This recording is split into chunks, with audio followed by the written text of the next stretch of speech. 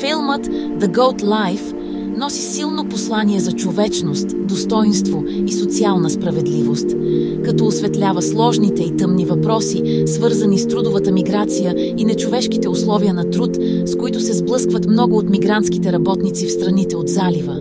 Филмът се основава на истинската история на индийски мъж на име Наджиб Мухамад и служи като прозорец към живота и страданията на милиони хора, които търсят възможност за подобряване на финансовото си състояние, но завършват в капана на експлоатация и принудителен труд. Посланието на филма в детайли. Първо.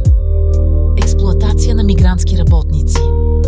Една от основните теми, които филмът подчертава, е експлоатацията на мигрантските работници, които търсят работа извън родните си страни.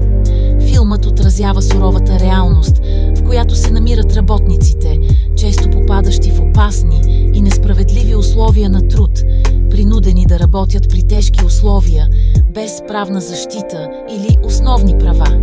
Наджиб, главният герой на филма, е пример за много работници, които са измамени с фалшиви работни места и са принудени да работят в условия, наподобяващи робство. Второ. Съвременно робство и нечовешки условия на труд. Филмът показва аспектите на съвременното робство, където работниците са принудени да работят при тежки условия и без подходящо заплащане, като са държани като заложници на техните работни места, където работодателите имат пълна власт над тях. Наджиб се оказва заклещен в средата на пустинята, принуден да работи като козър, страдащ от глад, жажда и екстремна умора, без надежда за спасение. Тази ситуация отразява сериозните нарушения на човешките права, които все още съществуват на някои места. Трето. Борбата за достоинство и свобода. Още едно силно послание на филма е борбата за човешко достоинство и свобода. Наджиб страда от пълна липса на достоинство, третиран като роб и не гледан като човек с права. Въпреки това, той остава решен да оцелее и да се надява на бягство от този кошмар. Филмът показва, че борбата за свобода и достоинство не е просто основно право, а е също така неразделна част от човешката същност. Човешкото достоинство не подлежи на преговори, а свободата не е привилегия, а неотменно право. Четвърто. Надежда и упоритост пред лицето на несправедливостта. Въпреки тежките условия и нечовешкото отношение, с което се сблъсква Наджиб, филмът е вкоренен в посланието за надежда и упоритост.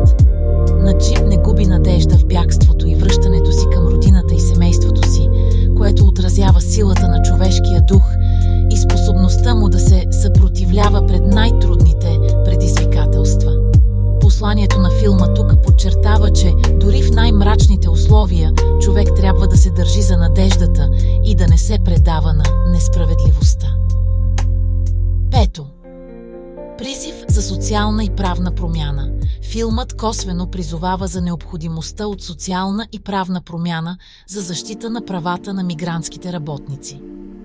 Чрез осветляването на въпросите на експлоатацията и съвременното робство, филмът настоява за реформи в трудовите и миграционните политики и насърчава правителствата и обществата да предприемат ефективни стъпки за защита на мигрантските работници от експлоатация и злоупотреби.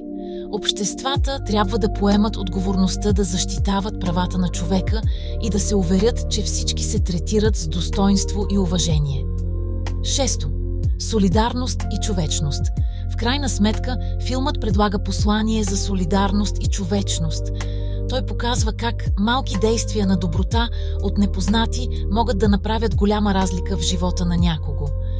В историята на Наджиб има герои, които показват малко съчувствие и помощ, което му помага в неговото пътуване към бягство.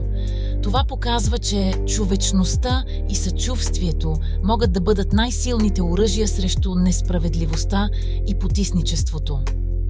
Седмо. Осветяване на скритите истории. Филмът хвърля светлина върху скрити и неразказани истории от живота на мигрантските работници, което повишава обществената осведоменост за въпроси, които често остават невидими или пренебрегнати.